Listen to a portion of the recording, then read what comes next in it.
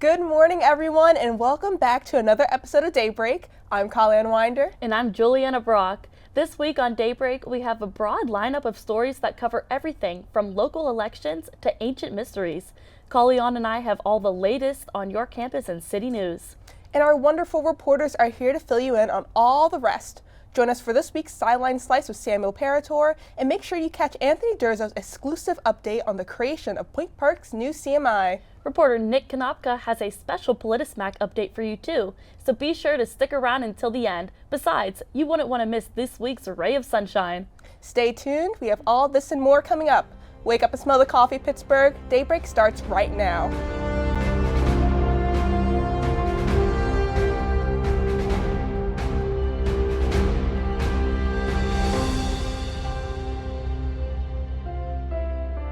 Welcome back, everyone. Before we start sharing your campus news, here's your weekly weather update with Sam Parator. Thanks, Colleen and Juliana. It seems like Pittsburgh has finally cycled through its classic false spring, and now we've made some headway into what I affectionately refer to as second winter. In case you haven't noticed, it isn't safe just yet to put away that winter wardrobe. Though spring officially begins in a few short weeks, there's no way around the fact that the temperatures will be staying consistently low up until then. In the coming week, expect some chilly temperatures and some strong winds. That's it for this week's weather report. Now let's head back to our hosts. Thanks, Sam. Now it's time to hear all about the latest developments here on campus. It's time for our Point Park news segment. It's registration time, pioneers. Housing registration is on the curve, and there are a few things you should be doing or figuring out. Returning students who have or have not already lived on campus need to complete a housing and meal plan contract by March 18th this year. Each resident hall has a different array of meal plans. If you're planning on living in Lawrence or Thayer Hall, you must choose between a plan 10, 14, 19, or an unlimited meal plan with their respective flex dollars. However, prospective residents in Conestoga Hall or Boulevard Apartments can choose between the previous meal plans, a meal block, or just flex dollars. Students returning to campus must fill out a returning student contract to live on campus, and if you need resident life accommodations, register online with Accessibility Services or reach out to their email at accessibility@pointpark.edu. You can find the cost of meal plans and housing per semester, as well as the forms on Point Park's main website, pointpark.edu. But wait, don't fret if you can't see a space to request specific roommates. At some point after the housing contract deadline, Point Park will send instructions out regarding roommate situations and more. Underclassmen, it is time to begin class registration for the fall semester. The School of Communication is holding drop-in meetings both on Zoom and in office with faculty advisors. The next meetings are taking place on Wednesday the 15th, Friday the 17th, Monday the 20th, and on March 21st, 22nd, and 24th. These meetings vary between Tom Baggerman and Chris Rollinson. The specific times and location or Zoom information is given in an email, so check your inbox and get scheduling. Remember that in order to schedule one-on-one meetings, you must attempt to add courses to your schedule prior to the meeting, unless you have a hold on your account. Happy scheduling, Point Park. The Campus Activity Board is hosting an information table in Lawrence Hall lobby on Monday, March 20th from 12 p.m. to 2 p.m., dedicated to Point Park's Outstanding Student Awards. The award ceremony will, quote, recognize the commitment and hard work of the students, leaders, and organizations on campus, end quote. At this table event, you can find out specifics on where to find out applications, how to nominate a student or organization, and what to put down within the form. Nominations are open until 11:59 on April 2nd, and the ceremony takes place on April 21st. If you want more information on this award ceremony, check out their table. Did you start scheduling for classes yet? I have not. I have not either. I'm a little stressed about it, but I know once I do it, it'll be fine. It's just the process of getting there that's like intimidating. And like choosing which classes you need and which to take in Right. fall. And I want to be with like you and the rest of our friends, but at the same time, I don't want to just focus on that. So I know it's really complicated, but you need time to fill it out. That's why it's so important to start now. Right. Yeah, I got to get on that. Same thing with housing. Right. Housing closes this Friday, actually. Right. So make sure to get your contracts in. There's a lot happening, but if you stay prepared, write it down or something on a calendar, you'll be just fine. Yep. After the break, we have some reports from our Anthony Durzo and Addison Deal. Hear about the progress on the new Center for Media Innovation straight from the source. And discover what ancient creature has recently resurfaced. Daybreak will be right back.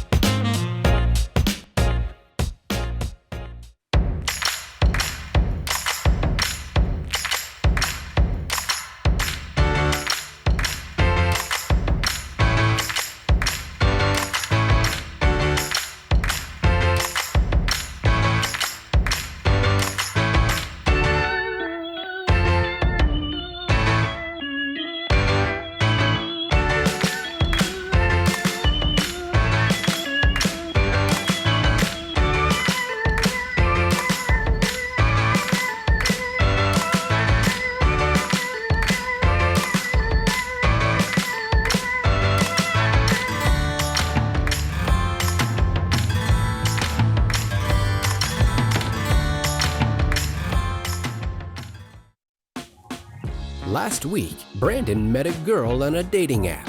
One day after work, he finally found the courage to ask her out. No answer. He started to panic. Was he being too pushy? Maybe it was too Hey, sorry I didn't respond. I was driving. I would love to go on a date. How does tonight sound? Brandon tried to play it cool, but inside he knew.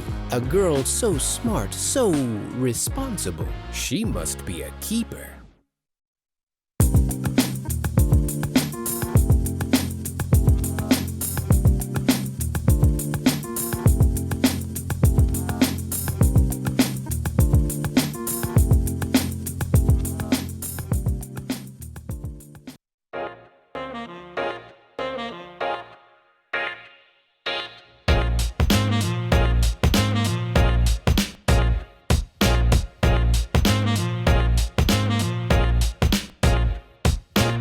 Welcome back to Daybreak. We're glad you stuck around. Let's hand things over to reporter Anthony Durzo for his report on the CMI. Anthony? During Point Park's 2022-23 school year, the university's Center for Media Innovation, also known as the CMI, was closed and in the process of moving, but the grand reopening is less than a month away. The original CMI, which was located at the corner of 3rd Avenue and Wood Street, opened in 2016. In the beginning of 2022, however, the director of the CMI, Dr. Andrew Conti, announced plans to move the CMI from the building which was leased from the YWCA to the university's West Penn building at the corner of Fort Pitt Boulevard and Wood Street. This came after the YWCA sold the building to a developer who plans on turning it into 300 apartment units, adding on an additional 20 floors. Dr. Conti tells Daybreak that the university received a grant from the Allegheny Foundation for $1.5 million to help with the move. He also says that the construction company recycled glass material by moving it from the original CMI and adding it to the new one. Students and staff can expect an updated video production, photography, and podcast studios, along with a new control room and much more. Conti says anyone passing by through West Penn Hall is welcome to pop in and check out the new CMI. The official opening date is scheduled for Tuesday, April 11th from 4 to 6 p.m. Thanks so much, Anthony. Next up, we have Addison Deal and her report on the recently rediscovered reptile. Take it away, Addison. Thanks, Kaliana and Juliana. A team of researchers from Sweden and Norway discovered the remains of the oldest known sea reptile yesterday. The remains, which were discovered on the remote Arctic island of Spitsbergen, belong to the earliest known ichthyosaur, or fish lizard. These marine lizards were some of the first land-living animals to adapt to living in the sea, giving them a body similar to today's whales. Ichthyosaurs were at the top of the food chain and the main killers of the land and sea before the age of dinosaurs. Nearly 250 million years ago, they began to evolve to live life solely underwater, which led to some of the marine life we see today. The discovery of these fossils led scientists to revise the previous theories of how these reptiles evolved, leading scientists closer to the exact timeline of these prehistoric reptiles. Scientists and researchers across the world are continuing their searches for fossils similar to this discovery to further their knowledge and complete the history of the evolution of this species. After the break, we'll catch you up on your city news. Find out what's new in Steel City. We have the scoop on everything from Broadway to baby gorillas, so you won't want to miss this. Plus, we'll share with you this week's ray of sunshine. Daybreak will be right back.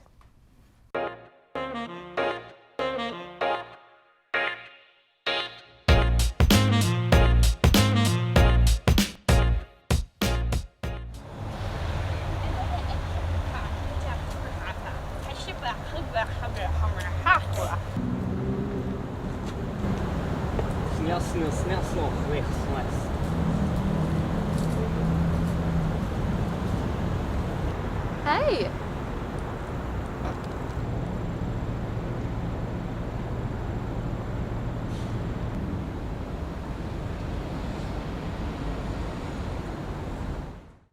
Good evening and welcome to Newsnight. My name is Craig Frykowski. Tonight, we'll cover all your international, national, and local news.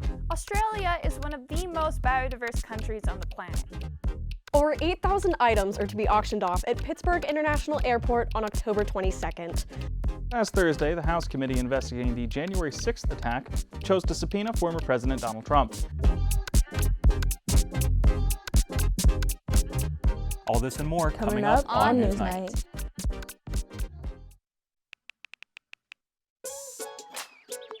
Worried about your friend, but don't know how to reach out? You could say how are you or get a fake tattoo. You could ask with an app if it works for you. You could chat with them in VR. It's all good if you think you should check in. Yeah, you should.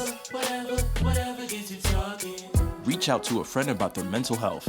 Whatever gets you talking. Learn how you can help at seizetheawkward.org.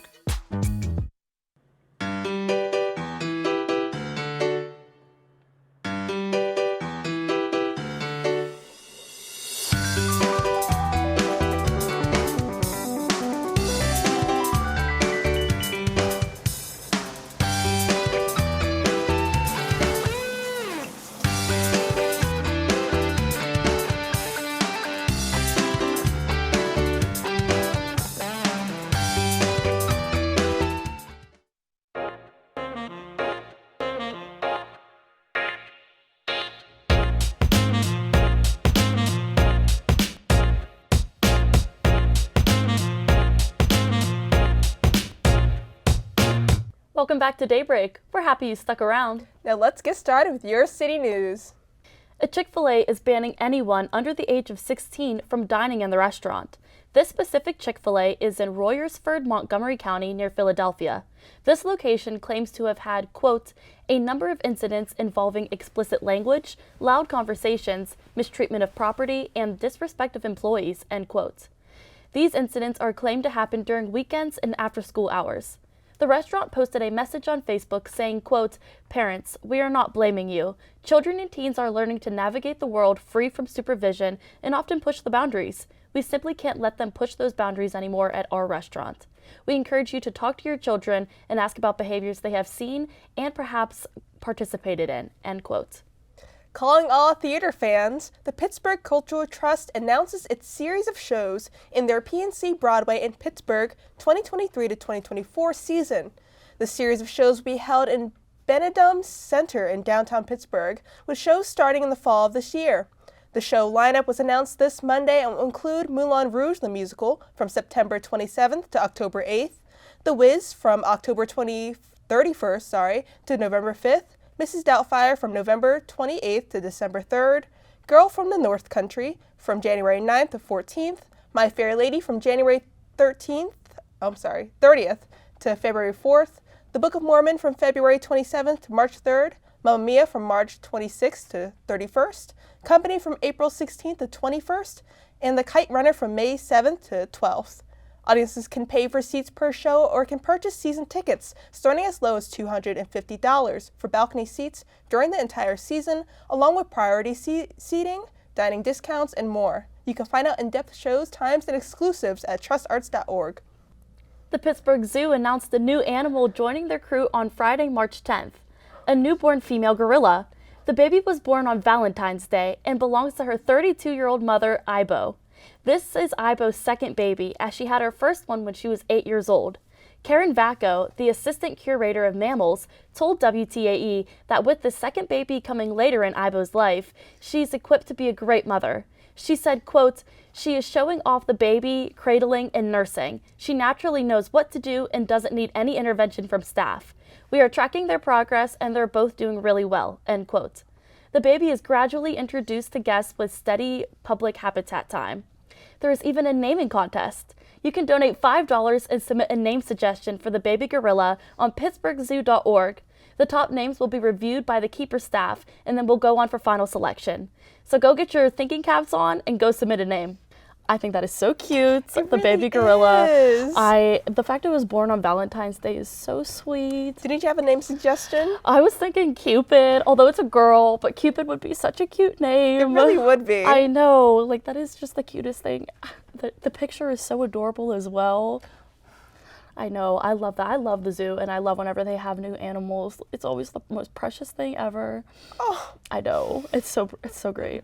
me personally, I'm super excited for these theater shows. That is so exciting. Like I like the Benedum Center a lot. So, and we could honestly walk there together. So honestly, we yeah, could right in go, downtown. Yeah, so we could watch the shows. That would be so fun. Yes, I'm so excited for Yeah, it. The that'll season's be coming great. up. Gotta get some tickets. Right, we do got to get those tickets. That'll be great. Before we share this week's Ray of Sunshine, reporters Nick Konopka and Samuel Parator are here to share your political and sports news. First up is Samuel Parator, here with this week's Sideline Slice. Sam?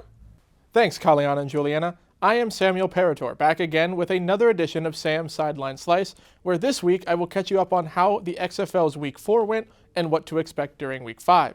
We will also dip back into the NFL a little bit, as free agency has officially now begun, and boy has a lot happened already. Starting off with the XFL, Week 4 kicked off with something pretty familiar. The Houston Roughnecks made it a rough night for the Orlando Guardians as they dominated this one-sided affair 44-16, just like they did in Week 1. In those two games, the Guardians have been outscored 77-28, which is some tough luck for them, but the Roughnecks get to continue celebrating, advancing to 4-0. The second game on the weekend saw a close contest as the Seattle Sea Dragons just edged out the San Antonio Brahmas 15-6, which brings the Sea Dragons back to even at 2-2 after starting the year with a pair of heart-wrenching losses, and the disappointing season continues for the Brahmas, who sit at 1-3.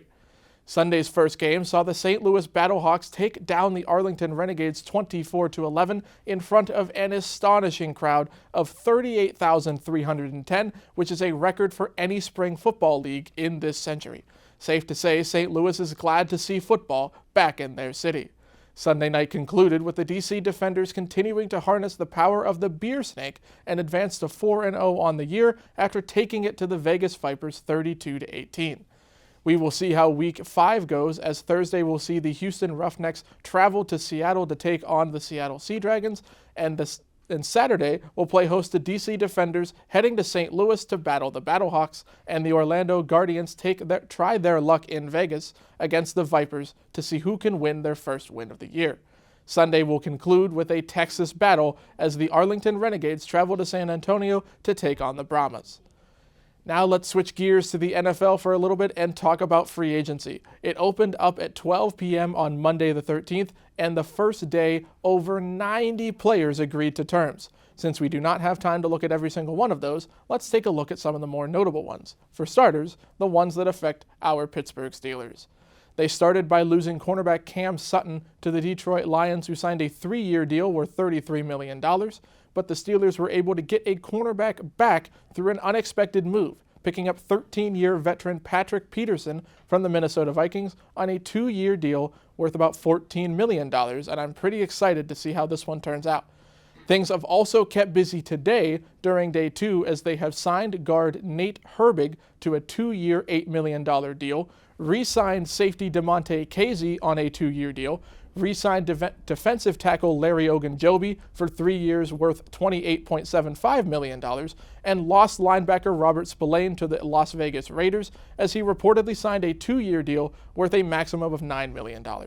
Shifting back to yesterday from around the league, we have seen lots of big moves, as the Cincinnati Bengals have lost both of their starting safeties, as Jesse Bates is now an Atlanta Falcon and Von Bell is a Carolina Panther. Former 49ers quarterback Jimmy Garoppolo is also on the move, as the Las Vegas Raiders have signed him for a 3-year deal worth $67.5 million.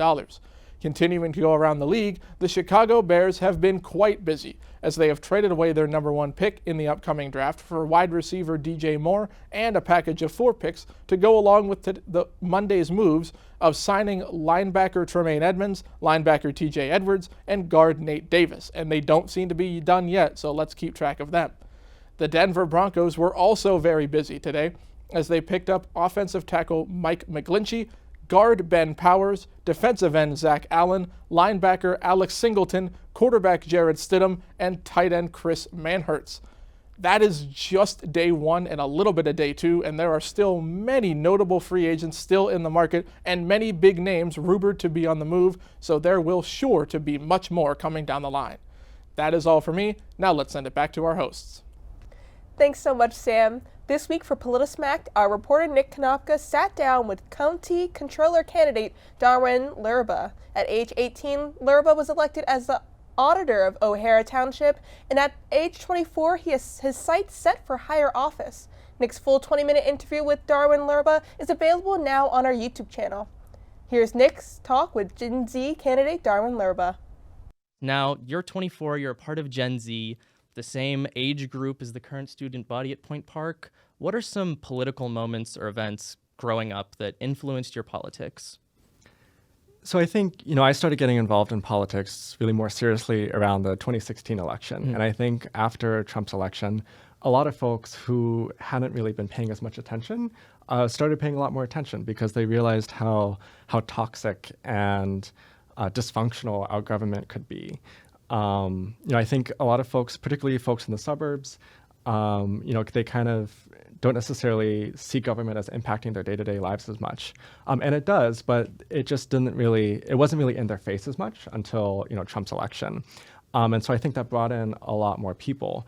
But I think when we look at events over the past few years, we also need to look at, the 2020 George Floyd Black Lives Matter protests, because, that's one of the largest mass movements that we've had in recent history, where you had thousands of folks out on the streets, even here in Pittsburgh, protesting, police brutality and, use of force regulations. So, I would say those two events are probably two of the most prominent that have really shaped a lot of, the Gen Z involvement in politics today. Yeah. Now, not only as being a candidate at 18 years old, you also managed Bethany Hallam's campaign at the age of 20. So what did you learn from that campaign that you can bring to this one to make it a success? A lot of things. So that's actually an interesting story because I was interviewing Bethany for a job. So I was working on a state house race. And so I had managed the primary and we won the primary. And I wanted somebody to run it in the general election because it was a swing house race and I wanted to go back to school. And when I interviewed Bethany Hallam at, I think, a Dunkin' Donuts near her work, because it had to be within walking distance because, she didn't have a license at the time. She told me about her story with addiction and her time in the jail. And that's when I realized that she should run for county council so that she could oversee, the same jail where she had been incarcerated for 5 months.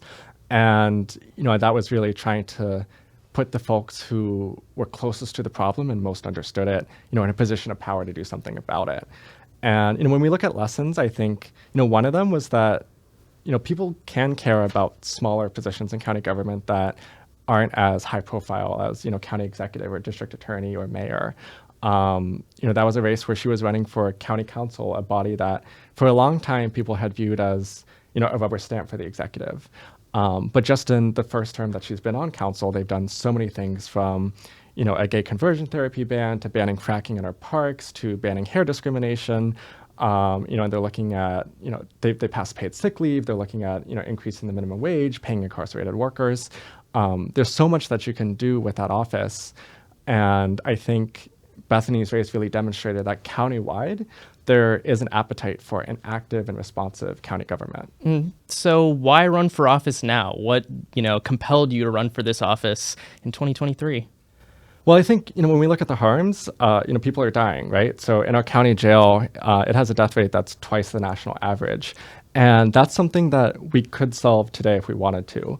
To get a little technical, we look at the healthcare contract and we look at the food service contract. So the healthcare contract is managed by Allegheny Health Network, and the food service contract is managed by Summit Food Services.